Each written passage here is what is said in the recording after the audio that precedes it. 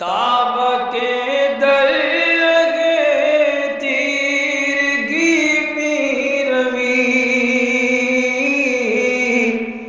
بہر توبہ درائے شباب غوی بشنو از گوش دل مثنوی مانوی در رہے صدق برتا مسمم شوی بشنو از گوش دل مثنوی مانوی در رہے صدق برتا مسمم شوی۔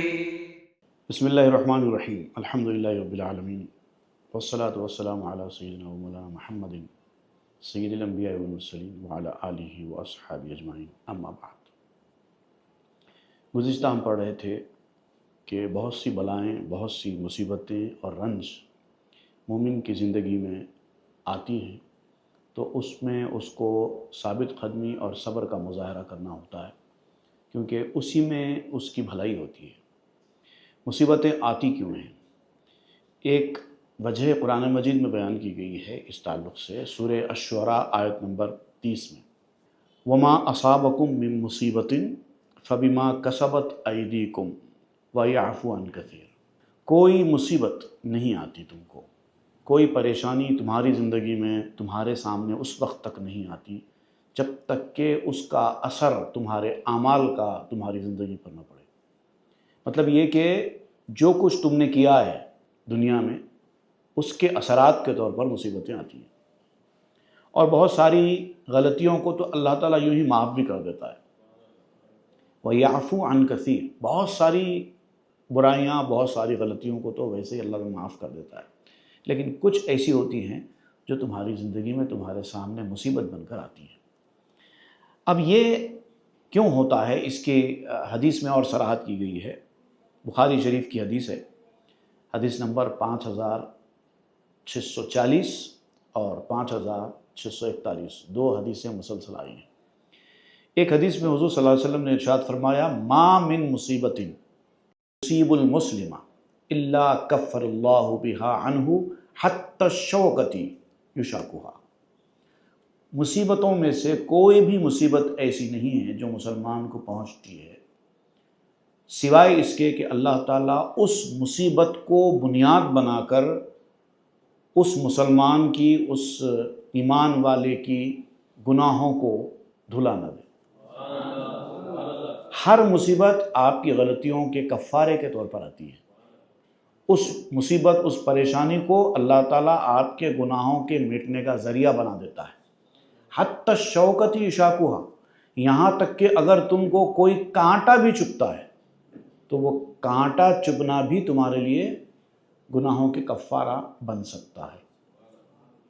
ایک اور حدیث میں، اسی کے بعد کی حدیث ہے، حضور نے ارشاد فرمایا، ما یصیب المسلم من نصب ولا غصب ولا ہم ولا حزن ولا اذن ولا غم حتی الشوکۃ یشاکھها الا کفر اللہ بها من خطایا۔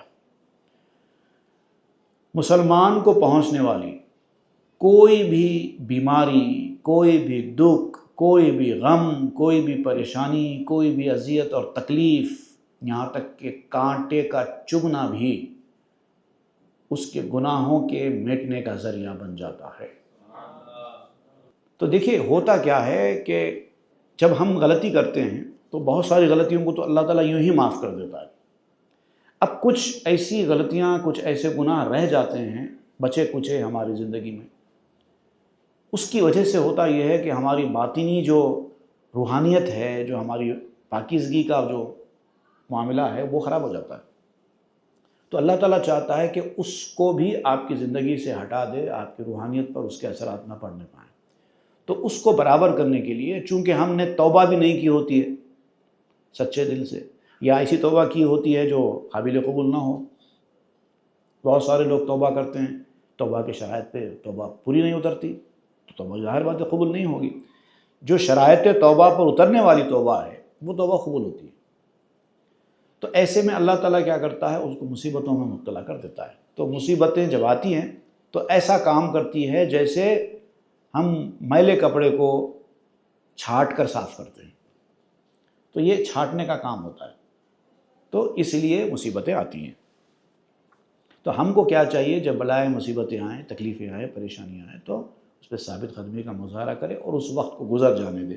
اور سب سے بہترین طریقہ تو یہ ہے کہ توبہ و استغفار ہمیشہ کرتے ہی رہے۔ لیک باز زی بلا کش تر شدند، باز صافی و برتر شدند۔ اب ہر کسی کی زندگی میں بلائیں مصیبتیں آتی ہیں، تو اب اس سے ہوتا کیا ہے، جس کا باطن پاک ہوتا ہے وہ بلاؤں کے نازل ہونے کو اپنے لیے اپنی اچھائی کا ذریعہ بنا لیتا ہے۔ فوری سمجھ میں آ جاتا ہے اس کو، مصیبتوں میں آتا ہے کہ یہ میرے غلطیوں کی سزا ہے، مجھے توبہ کرنا چاہیے، پرانی زندگی چھوڑ دینی چاہیے، ان چیزوں سے باز آنا چاہیے جس سے اللہ تعالیٰ مجھ سے ناراض ہوا ہے، توبہ کرنا چاہیے، سجدہ کرنا چاہیے، گڑ گڑانا چاہیے۔ وہ فوری یہ کام کرتا ہے اور اپنا معاملہ درست کر لیتا ہے۔ لیکن جو بدخماش ہوتا ہے، جو فطرتاً خراب ہوتا ہے، وہ مصیبتوں کے آنے کے بعد یہ سمجھنے کے بجائے، یہ جاننے کے بجائے کہ یہ میری وجہ سے آئی ہیں، الٹا تقدیر کو دوش دیتا ہے، قسمت کو قصوروار قرار دیتا ہے، اور پھر لگتا ہے شکایتیں کرنے، شکوے کرنے۔ تو ہوتا کیا ہے، یہ مصیبتیں اور بڑھتی چلی جاتی ہیں۔ ہم چو آب نیل آمد این بلا، سعد را آبست خوں بر اشقیا۔ یہ بلاؤں کا، مصیبتوں کے نازل ہونے کو سمجھنے کے لیے آپ یہاں پر دریائے نیل کی مثال دے رہے ہیں۔ دریائے نیل میں بھی پانی تھا، یہ وہی پانی ہے، لیکن جب موسیٰ اور موسیٰ علیہ السلام کے ماننے والے گزرے تو اسی دریائے نیل میں جنبش ہوئی، پانی ہٹ گیا اور وہ لوگ اطمینان سے نکل گئے۔ لیکن جب فرعون اور اس کے ماننے والے وہاں سے گزرنے لگے تو پانی برابر ہو گیا، وہ لوگ غرق ہو گئے، مر گئے۔ وہی کام کرتی ہیں مصیبتیں۔ اچھا آدمی مصیبتوں سے فائدہ اٹھاتا ہے اور اپنے آپ کو درست کر لیتا ہے۔ اگر ناراضگی ہو رہی ہے تو یہ جانتا ہے، یہ جاننے کی کوشش کرتا ہے کہ کیا غلطی ہوئی مجھ سے جو مجھ سے ناراض ہو رہا ہے، مجھ پر مہربان، میرے ساتھ اچھا سلوک کرنے والے، مجھے ہمیشہ چاہنے والے اچانک میرے ساتھ ایسا کیوں کر رہے ہیں۔ وہ جانتا ہے، اسٹڈی کرتا ہے، معافی چاہتا ہے، اپنے آپ کو درست کرتا ہے۔ لیکن جو فطرتاً بدماش ہوتا ہے، جس کو ہدایت نصیب ہونا نہیں ہوتا ہے، وہ لوگ اپنی بات پر اڑ جاتے ہیں اور یہ کہتے ہیں میں کیا غلط کر رہا ہوں، میں صحیح کر رہا ہوں، ان کی ہی غلطی ہے جو میرے ساتھ بلا وجہ کے ایسا سلوک کر رہے ہیں۔ تو یہ مثالیں دیتے ہوئے مولانا روم وہ عماد الملک والے واقعے پر اس آدمی کی جو پوزیشن تھا، اس کا جو موقف تھا، اس کو سمجھا رہے ہیں کہ کیوں اس نے سفارش کو قبول نہیں کیا۔ وہ چاہتا تھا کہ میرا بادشاہ، میرا مالک اگر مجھ سے ناراض ہوا ہے تو ہونے دو، میں خود اس کو منا لوں گا، یا اگر وہ نہیں مانتا ہے تو بھی کوئی بات نہیں، میں تو اس کا غلام ہوں۔ ہر کے پایاں بیتر او مسعود تر، جترو کارت کے افزون دید بر۔ جو انجام کو دیکھنے والا ہوتا ہے، جو آگے کی سوچ رکھنے والا ہوتا ہے، وہ موجودہ چیز کے بارے میں پریشان نہیں ہوتا۔ آج میرے ساتھ اچھا نہیں ہو رہا ہے، مصیبتیں آ رہی ہیں، میرے ساتھ اچھا سلوک نہیں ہو رہا ہے، میرے ساتھ برا ہو رہا ہے، کوئی بات نہیں، یہ وقت تو گزر جائے گا، لیکن اس کا جو امپیکٹ آگے کی زندگی پر ہے وہ کیسا ہے؟ اچھا ہے تو ٹھیک ہے، برا ہونے دو، اس وقت کیا کرنا ہے، اور وہ نیک بخت آدمی ہوتا ہے۔ کیونکہ کاشتکاری میں بھی آپ دیکھیے، ابتدا میں کسان کو بڑی محنت کرنی پڑتی ہے، پسینہ بہانا پڑتا ہے، پیسہ خرچ کرنا پڑتا ہے، چاہے کتنی سخت دھوپ رہے، چاہے کیسے ہی حالات رہیں، وہ محنت کرتا ہے۔ کیوں کرتا ہے؟ اس لیے کہ وہ آگے کی دیکھنے والا ہوتا ہے۔ جب فصل آئے گی تو اس وقت اس کی محنت رنگ لائے گی۔ تو جو پھل کو دیکھنے والا ہوتا ہے، مستقبل میں حاصل ہونے والے پھل کو دیکھنے والا ہوتا ہے، وہ حال کی یعنی پریزنٹ کی مصیبتوں کی پرواہ نہیں کرتا۔ زاں کے دانت کی جہان کاشتن، ہست بہرے محشر و برداشتن۔ کیونکہ وہ جانتا ہے کہ دنیا بھی اسی طرح کھیتی ہے، حدیث شریف میں دنیا کے حوالے سے بھی ایسے ہی کہا گیا ہے، الدنیا مزرعۃ الآخرہ، یہ دنیا آخرت کی کھیتی ہے، یہاں پر آپ جو بو گے آخرت میں آپ کو وہی پھل ملے گا۔ تو جب یہ کھیتی ہے تو یہاں پر جتنی ہو سکا کھیتی کر لو، جب محشر کا دن آئے گا تو اس وقت پیداوار حاصل ہوگی۔ ہیچ عقدے بہر عین خود نبود، بلکہ از بہر مقام رب و سود۔ دیکھیے کوئی بھی جب ہم معاملہ کرتے ہیں کسی کے ساتھ تو معاملہ کرنے کے لیے معاملہ نہیں کرتے۔ میں نے آپ کو کچھ پیسے دیے اور آپ کے پاس سے کوئی چیز خریدی، اگر کسی نے مجھ سے پوچھا کہ بھائی آپ نے فلاں چیز پیسے دے کر کیوں خریدی، تو میں کہوں کہ بس مجھے دل بولا لے لیا۔ تو اس چیز کا کام کچھ بھی نہیں ہے آپ کو؟ نہیں، کام کچھ نہیں ہے، بس میں نے پیسے دے دیے وہ چیز خرید لی۔ تو وہ چیز کا کام آپ کو نہیں ہے؟ تو بولے نہیں ہے، پھر خریدنے کے لیے خرید لی۔ میں ایسا کوئی نہیں کرتا۔ معاملہ تو ہوا ہے لیکن یہ معاملہ کرنے کے لیے نہیں ہوا ہے، بلکہ کوئی اور مقصد ہے اس کا، نفع حاصل کرنا، فائدہ حاصل کرنا یا اپنی ضرورت پوری کرنا، کوئی نہ کوئی دوسرا مقصد ہوتا ہے اس کا۔ جو چیز آپ خرید رہے ہیں وہ خریدنا آپ کا اصل مقصد نہیں ہے، بلکہ یا تو آپ کی ضرورت پوری کرنا آپ کا مقصد ہے، یا اس سے نفع حاصل کرنا آپ کا مقصد ہے، یا کسی کے حکم کی تعمیل میں وہ خریدنا آپ کا مقصد ہے۔ کچھ بھی ایک دوسرا مقصد ہوتا ہے، یا کم از کم اپنی شان کے لیے، اپنے نام کے لیے، یا اپنے آنکھوں کو تسکین پہنچانے کے لیے، کچھ بھی ہو سکتا ہے، لیکن خریدنا اصل آپ کا مقصد نہیں ہوتا۔ ہیچ نبوت منکرے گر بن گری، منکریش بہر عین منکری۔ اسی طریقے سے دین کا انکار کرنے والے، حق کا انکار کرنے والے بھی صرف انکار کرنے کے لیے انکار نہیں کرتے۔ کفر کرنے والے بھی صرف کفر کرنے کے لیے کفر نہیں کرتے، بلکہ اس انکار کی، اس کفر کی دوسری وجہ ہوتی ہے۔ یا تو کسی کو بڑا ماننے کو تیار نہیں ہوتے، یا تو اپنی دنیا کی، اپنی عیش و آرام کی زندگی چھوڑنے تیار نہیں ہوتے، یا کوئی پابندی میں جکڑنا نہیں چاہتے۔ اس راستے پر جائیں گے تو اتنی پابندیاں لگیں گی، لہٰذا مت جاؤ۔ اس راستے پر جائیں گے تو لوگ ایسا ایسا کہیں گے، لہٰذا مت جاؤ۔ اس راستے پر جائیں گے تو یہ ہمارا نقصان ہو جائے گا، لہٰذا مت جاؤ۔ اس راستے پر جائیں گے تو ہم اپنے باپ دادا کا راستہ چھوڑیں گے تو ہماری کیا حیثیت رہ جائے گی، لہٰذا اس راستے پر مت جاؤ۔ اس طرح کے اسباب ہوتے ہیں جس کی وجہ سے انسان حق کا راستہ اختیار نہیں کرتا۔ صرف انکار کرنے کے لیے انکار نہیں ہے، بلکہ کوئی اور مقصد کے لیے انکار ہے۔ بل برائے خیر خصم اندر حسد، یا فضونی جستنو اظہار خد۔ بلکہ دشمن کو مغلوب کرنا ہے آپ کو، اس لیے آپ حسد کرتے ہیں کسی سے۔ اگر آپ کو کسی سے حسد ہوتا ہے نا تو اسی لیے ہوتا ہے کہ آپ غالب آنا چاہتے ہیں، دشمن کو زیر کرنا چاہتے ہیں، اس کو نیچے گرانا چاہتے ہیں، آپ اوپر آنا چاہتے ہیں، اسی لیے حسد ہوتا ہے۔ یا پھر اپنی برتری پیدا کرنا چاہتے ہیں، لوگوں کے اوپر اپنا ایک سکہ جمانا چاہتے ہیں، اسی لیے حسد پیدا ہوتا ہے۔ اگر یہ چیز آپ کے اندر نہ ہوگی تو آپ کو حسد کرنے کی ضرورت ہی نہیں پڑے گی۔ وہاں فضونی ہم پے تمے دیگر، بے معانی چاشنی نہ دہت سور۔ تو لالچ ہوتا ہے، یہ جو برتری کا احساس ہے جو انسان کے اندر ہوتا ہے، یہ بھی ایک طریقے کا لالچ ہے۔ مجھے بڑا مقام ملے، مجھے وہ پوزیشن ملے، یا مجھے مال دولت ملے تاکہ میں آرام سے رہوں۔ اس طرح کی کوئی ایک دوسری وجہ ہوتی ہے چھپی ہوئی جس کی وجہ سے انسان حسد کرتا ہے۔ بالکل اسی طریقے سے جیسے کہ صورتیں اور معنی، کئی بار مولانا روم یہ ذکر کرتے ہیں، معنی صورت، لفظ معنی، ظاہر باطن، دکھائی دینے والی چیز، اصلی چیز، چھلکا مغز۔ اسی طریقے سے آپ کو حقیقت سمجھاتے ہیں۔ صورتوں کا اختیار کرنا صورت کے لیے نہیں ہوتا بلکہ معنی کے لیے ہوتا ہے۔ چھلکے کا اختیار کرنا چھلکے کے لیے نہیں ہوتا، مغز کے لیے ہوتا ہے۔ لفظ کا انتخاب لفظ کے لیے نہیں کرتے، معنی کے لیے کرتے ہیں، میننگ کے لیے کرتے ہیں۔ Word is required for its meaning. Word is required for word نہیں ہے۔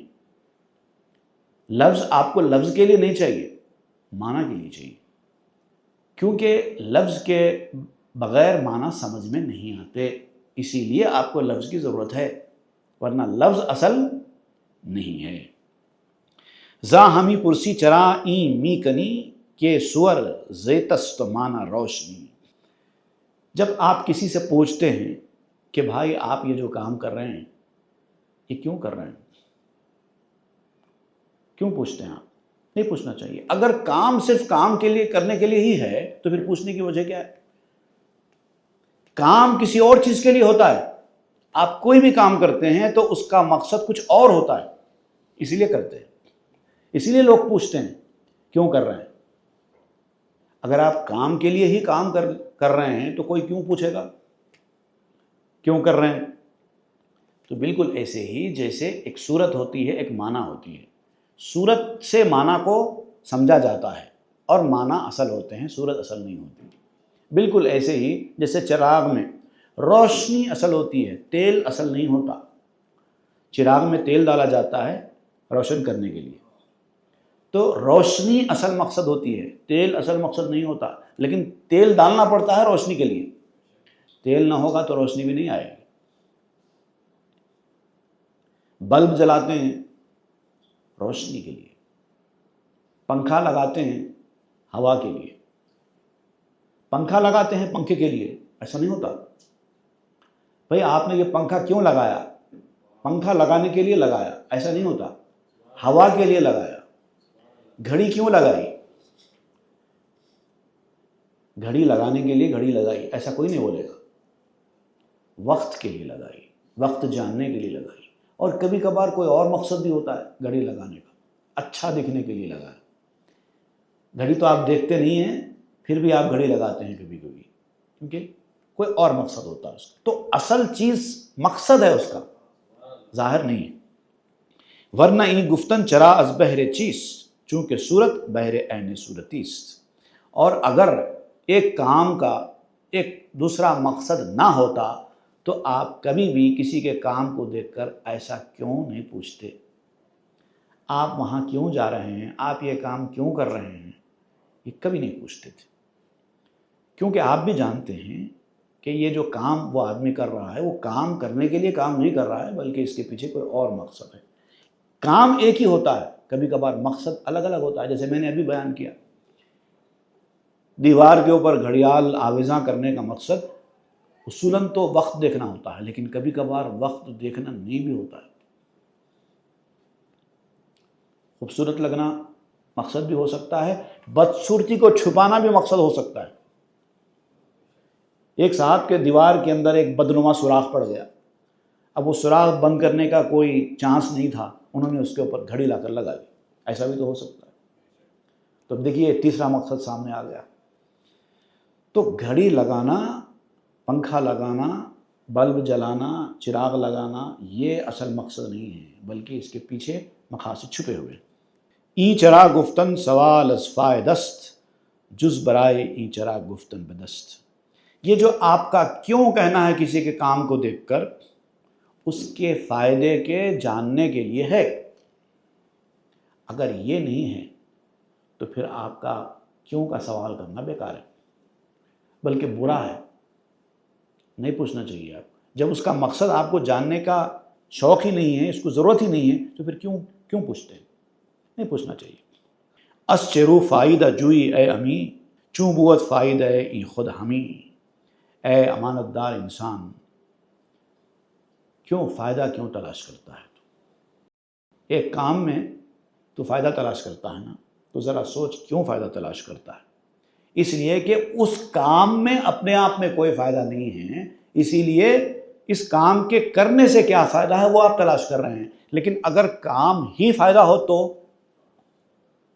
آپ اس میں فائدہ نہیں پوچھیں گے۔ بعض ایسے کام ہوتے ہیں جس میں فائدہ نہیں پوچھا جاتا، وہ کام خود اس کا فائدہ ہے، جیسے کہ روزہ رکھنا ہے۔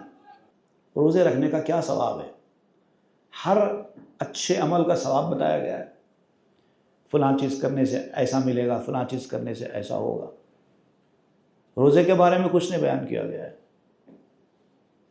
خالی اتنا کہا گیا ہے حدیث قدسی میں اللہ تعالیٰ فرماتا ہے الصوم لی وانا اجزی بہ، روزہ میرے لیے ہے اور میں ہی اس کی جزا دوں گا۔ کیا دوں گا نہیں بتایا گیا۔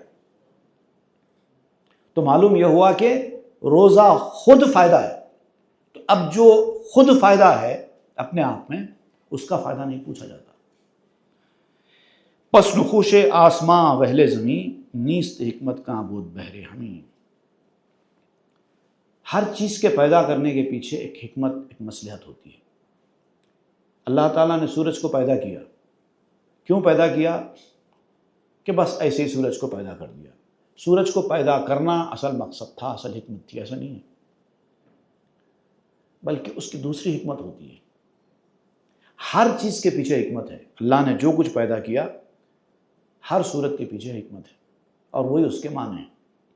یہ جو سورج آپ کو دکھائی دے رہا ہے آسمان کے اوپر، یہ اس کی صورت ہے، لیکن اس کے معنی کیا ہیں؟ کئی معنی ہیں، روشنی دینا، گرمی دینا، وغیرہ وغیرہ وغیرہ وغیرہ۔ گر حکیم نیست این ترتیب چیست، ور حکیم ہست چون فعلش تہیست۔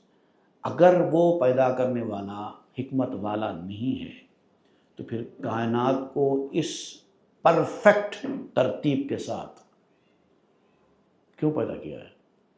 اگر آپ کائنات کی ترتیب، زمین آسمان کے گردش کرنے کے یہ جو نظام ہے جو ہزاروں سال سے چلا آ رہا ہے، اس کے پر اگر آپ غور کریں تو پتہ چلے گا کہ اتنی پرفیکٹ کائنات ہے کہ ایک سیکنڈ کے لیے بھی یہ نظام بدلتا نہیں ہے، اور صدیوں سال سے، ہزاروں سال سے جاری ہے۔ تو پھر یہ کیوں ہے؟ اگر اس کے پیچھے حکمت نہیں ہے تو، اور اگر وہ حکمت والا ہے تو پھر اس کا کوئی کام بھی حکمت سے خالی نہیں ہوگا۔ کس نسازد نقش گرما با خضاب، جس پہ قصد ثواب و ناثواب۔ اب یہاں پر چونکہ پرانے زمانے کی بات ہے، پہلے حمام ہوتا تھا، حماموں میں نقش و نگار کیے جاتے تھے، تو اس کے حوالے سے آپ کہتے ہیں کہ کوئی بھی شخص حمام کے اندر نقش و نگار صرف حمام کو رنگین بنانے کے لیے نہیں کرتا، بلکہ کوئی اور اس کا مقصد ہوتا ہے۔ اب چاہے وہ کام اس کا جائز ہے ناجائز ہے، وہ ایک الگ بحث ہے، لیکن وہ جو کام کرتا ہے، دیواروں کو نقش و نگار کرتا ہے، دیواروں کو نقش و نگار کرنے کے لیے نہیں کرتا، بلکہ اس کا کوئی دوسرا مقصد ہوتا ہے۔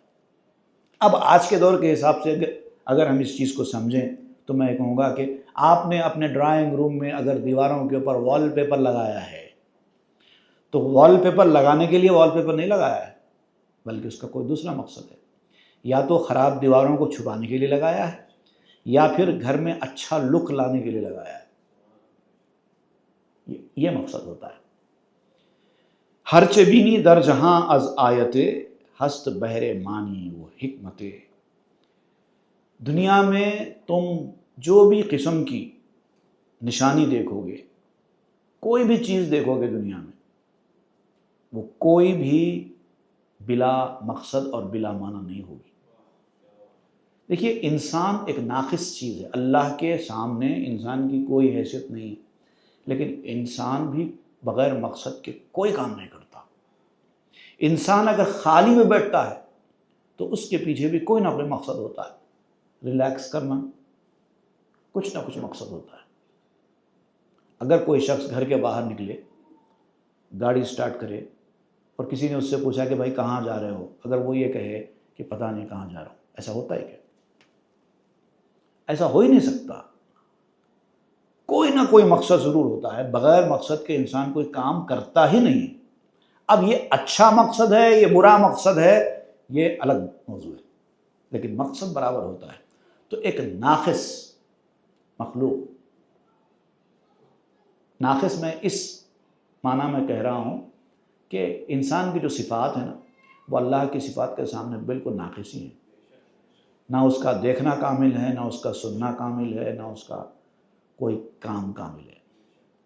تو جب ناقص صفات والا کوئی کام بھی بغیر حکمت کے، بغیر مصلحت کے، بغیر مقصد کے نہیں کرتا، تو اللہ تعالیٰ نے جو کائنات بنائی ہے اس میں کوئی بھی چیز بغیر مقصد کیسے ہو سکتی ہے؟ اور ہر چیز کا مقصد ہی اس کے معنی ہے۔ اب یہاں پر آپ اس بات کو اور اچھی طریقے سے سمجھانے کے لیے حضرت موسیٰ علیہ السلام ہی کا ایک چھوٹا واقعہ نقل کر رہے ہیں، جس میں حضرت موسیٰ علیہ السلام نے اللہ تعالیٰ سے پوچھا تھا کہ اے اللہ، تو مخلوق کو پیدا کرتا جاتا ہے اور پھر اس کو تباہ کرتا جاتا ہے، ایسا کیوں کرتا ہے؟ کچھ مخلوق دنیا میں نئی نئی آتی چلی جا رہی ہے اور پرانی فوت ہوتی چلی جا رہی ہے۔ مخلوق کو تو بناتا ہے خوبصورت نقش و نگار کے ذریعے، آنکھ بناتا ہے، ناک بناتا ہے، ہاتھ پاؤں، بہت خوبصورت انسانی جسم کے دیگر اعضاء، اندرونی اعضاء، بیرونی اعضاء سب بنتے ہیں۔ کچھ وقت تک وہ دنیا میں رہتا ہے، پھر اس کے بعد اس کے جسم میں سے روح نکل جاتی ہے، پھر وہ خوبصورت بنے ہوئے نقش و نگار کو لے جا کر زمین میں ڈال دیتے ہیں۔ کیوں کرتا ہے اللہ تعالیٰ ایسا؟ تو بناتا ہے، مٹاتا ہے۔ یہ موسیٰ علیہ السلام نے اللہ سے سوال کیا۔ اب اللہ تعالیٰ نے اس موسیٰ علیہ السلام کے سوال کا جو جواب دیا وہ دیکھیے۔ گفت موسیٰ اے خداوند حساب، نقش کر دی باز چوں کر دی خراب۔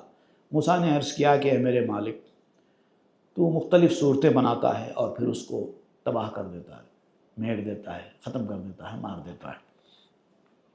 نر و مادہ نقش کر دی جاں فضا، وانگ ہے ویرا کنی ایرا چرا۔ تو نے خوبصورت نر بنائے، خوبصورت مادائیں بنائی، مرد بنائے، عورت بنائے، پھر اس کے بعد ان کو میٹ دیا، ویران کر دیا۔ ایسا کیوں کرتا ہے؟ گفت حق دانم کے این پرسشترا، نیست از انکار و غفلت وز ہوا۔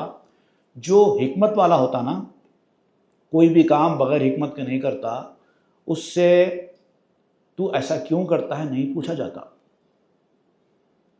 بھائی آپ یہ کیوں کر رہے ہیں، ایسا نہیں پوچھا جاتا، وہ بدتمیزی مانی جاتی ہے۔ بڑے لوگوں کے سامنے بڑے جب کوئی کام کرتے ہیں تو ان سے جا کے یہ پوچھنا کہ آپ ایسا کیوں کر رہے ہیں، یہ بدتمیزی مانی جاتی ہے۔ لیکن اللہ تعالیٰ نے موسیٰ علیہ السلام کو فرمایا کہ اے موسیٰ، تیرا اس طرح جو پوچھنا ہے یہ تیری غفلت اور تیری نفسانی خواہشوں کی وجہ سے نہیں ہے، میں جانتا ہوں کہ جو بدتمیزی ہے، جو گستاخی ہے پوچھنا، وہ کیوں ہے، وہ سبب تیرے اندر نہیں ہے۔ تیرا جو پوچھنا ہے وہ ایک دوسرے مقصد سے ہے۔ ورنہ تادیب و اتابت کردمے بہر ای پرسش ترا آزر دمے۔ اگر تیرا مقصد جو میں جانتا ہوں، جو تیرے دل کے اندر ہے، اگر وہ نہ ہوتا اور تو ایسا سوال کرتا تو میں تجھے سزا دیتا تھا، غصہ کرتا تھا، تجھے تکلیف پہنچاتا تھا ایسے سوال کرنے پر۔ میرے کام پر سوال، لیکن تیرا مقصد اچھا ہے، تیرے دل کے اندر وہ گستاخی والا کوئی عنصر یا پہلو نہیں ہے۔ لیک می خواہی کے در افعال ماں، بعض جگی حکمت و سر خزا۔ لیکن چونکہ تو چاہتا ہے کہ ہمارے کاموں میں جو حکمت ہے، جو اس کے پیچھے جو مصلحت ہے، اس کا جو راز ہے ہمارے کاموں کا، وہ معلوم کرے، وہ معلوم کرنا تیرا مقصد ہے، اس لیے میں تجھ سے ناراض نہیں ہوتا۔ تا ازاں واقف کنی مر آمرا، پختہ گردانی بدی ہر خامرا۔ تو اس لیے جاننا چاہتا ہے کہ میرے کاموں کی حکمت اور مصلحت اور اس کے جو مقاصد ہیں، اس کے جو فائدے ہیں، اس سے ایسے لوگوں کو باخبر کرے کہ جو جانتے نہیں ہیں۔ اس سوال کے ذریعے تو کچے بندوں کو پکا بنانا چاہتا ہے، اسی لیے سوال کر رہا ہے، میں جانتا ہوں۔ خاصدن سائل شدی در کاشفی، بہر آما ارچ تو زاں واقفی۔ کبھی کبھار ایسا ہوتا ہے، دیکھیے آپ، ایک مثال دیتا ہوں میں آپ کو۔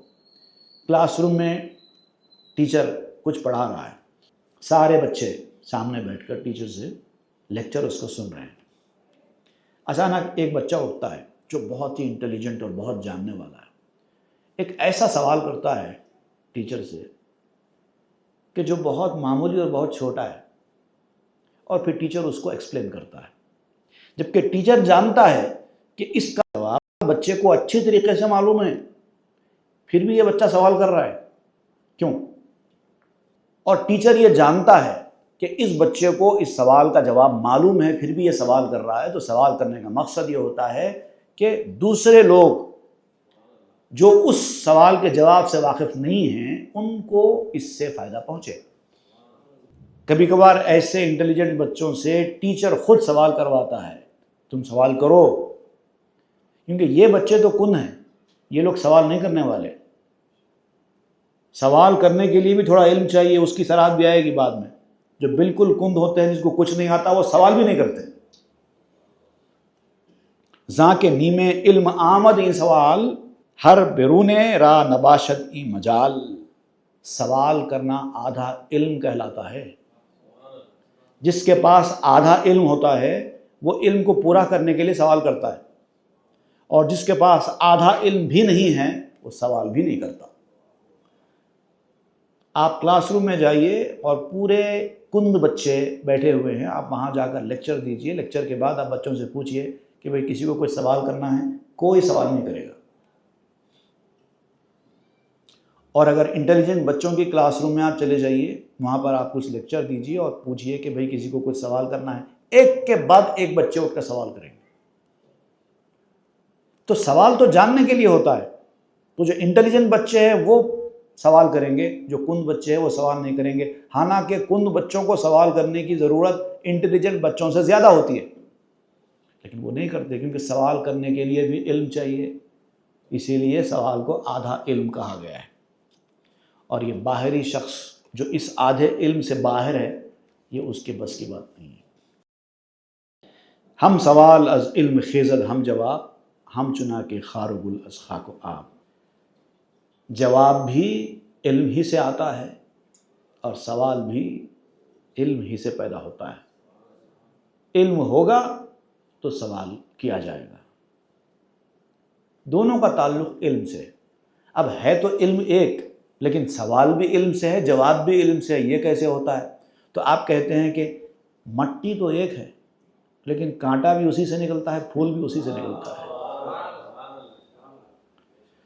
ہم زلال از علم خیزد ہم ہدے، ہم چنا کے تلخ و شیریں از ندے. گمراہی بھی علم سے پیدا ہوتی ہے اور ہدایت بھی علم سے حاصل ہوتی ہے. جیسا کہ تری تلخ بھی ہوتی ہے، شیریں بھی ہوتی ہے. شربت کڑوا بھی ہوتا ہے، میٹھا بھی ہوتا ہے. جس کو بالکل علم نہیں ہے، جاہل ہے، آپ دیکھیں گے وہ گمراہ بھی نہیں ہوتا. اگر ہدایت یافتہ گھرانے میں کوئی شخص اگر جاہل ہے، پڑھا لکھا نہیں ہے، اس کو کوئی گمراہ نہیں کر سکتا. اور گمراہ ماحول میں، گمراہ خاندان میں اگر کوئی جاہل ہے تو اس کو کوئی ہدایت نہیں دے سکتا. گمراہ خاندان میں اگر ہدایت یافتہ شخص نکلنا ہے تو علم چاہیے. ہدایت یافتہ خاندان میں اگر کسی کو خطرہ ہے گمراہ ہو جانے کا تو وہ علم والا ہی ہوگا. سمجھ میں آ گیا؟ یہ ہے اہم چیز. اور جب تک علم نہیں ہوگا تب تک کوئی اپنی جگہ سے ہلے گا نہیں. گمراہ ہے تو گمراہ ہی رہے گا، ہدایت یافتہ ہے تو ہدایت یافتہ ہی رہے گا. تو اہم چیز ہے علم. زاشنائی خیزدیں بغض و ولا، وز غذائے خوشبوت سقم و شفا. بغض اور دوستی، دشمنی اور دوستی، دونوں چیزیں تعارف سے پیدا ہوتی ہیں، انٹروڈکشن سے پیدا ہوتی ہیں، پہچان سے پیدا ہوتی ہیں. جس کو آپ جانتے ہی نہیں ہیں، پہچانتے ہی نہیں ہیں، نہ اس سے آپ کی دوستی ہوگی نہ اس سے آپ کی دشمنی ہوگی. پہچان کے بعد ہی ہوتا ہے، یا تو دوستی ہوگی یا تو دشمنی ہوگی، یا پھر دونوں کے درمیانی معاملہ رہے گا، نہ دوستی ہے نہ دشمنی ہے. یہ ساری چیزیں پہچان کے بعد ہی ہوگی. تو تعارف پہلے کون ہیں، کہاں رہتے ہیں، یہ ہوگا. اس کے بعد پھر دوستی دشمنی کا مرحلہ پیدا ہوگا، یا تو دوستی ہوگی یا تو دشمنی ہوگی. غذا کھائیں گے تو یا تو بیماری آئے گی یا تو شفا ہوگی. ساری بیماریاں، سارے شفا دوا کھانے کی چیزوں سے ہی ہوتے نا. غلط چیزیں کھا لیجئے بیماری آ جائے گی، اچھی چیزیں کھا لیجئے شفا ہو جائے گی. ہے تو ایک ہی چیز، لیکن اس کے دو الگ الگ نتائج ہوتے ہیں. مستفید آجمی شد آکلیم تا اجمیاں را کند زی سر علیم. تو موسیٰ علیہ السلام نے اس طرح سے سوال کر کے، حالانکہ موسیٰ علیہ السلام کو معلوم تھا لیکن اللہ سے پوچھا تاکہ نہ جاننے والوں کو بتایا جا سکے کہ اللہ تعالیٰ نے اس سوال کا یہ جواب دیا ہے، تاکہ ناواقفوں کو اپنے راز سے باخبر کر سکے. اب موسیٰ علیہ السلام کے اس سوال کے بعد اللہ تعالیٰ نے کیا جواب دیا، یہ انشاءاللہ ہم آئندہ کے درس میں پڑھیں گے. وصلی اللہ تعالیٰ علی خیر سیدنا محمد وآلہ وصحبہ اجمعین والحمد للہ. تاب کے در لگے تیرگی میں روی، بہر توبہ درائے شباب نبی، بشنو از گوش دل مثنبی مانوی، در لہے صدق برتا مسمم شبی، بشنو از گوش دل